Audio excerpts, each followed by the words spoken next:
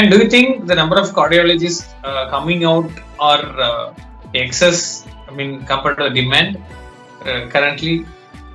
See, though many people say that now more number of cardiology seats, more number of people are coming out, but I don't agree with them because the number of cases are more and workload is more, but it's being unevenly distributed. That is the main thing. I think recently I've come across news like the super speciality courses are not being taken by doctors and it is left. Is it true? And if that is true, and what is the reason you think?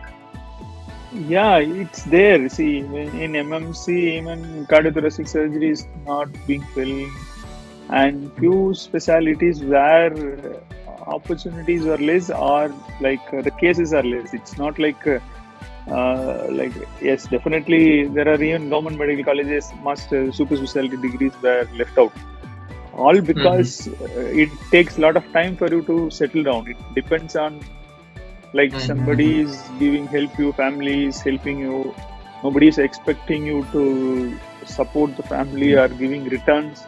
Then there are a lot of specialties, it takes a lot of time to settle down, like cardiothoracic surgery, you have to have more expertise like that. So that is the main reason.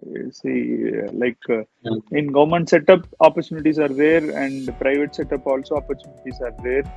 And if you suppose like gastro, like you just see liver transplantation, all it takes time, and it's being done in few cities or few places. So after that, if you want to go into that, then I have to do more.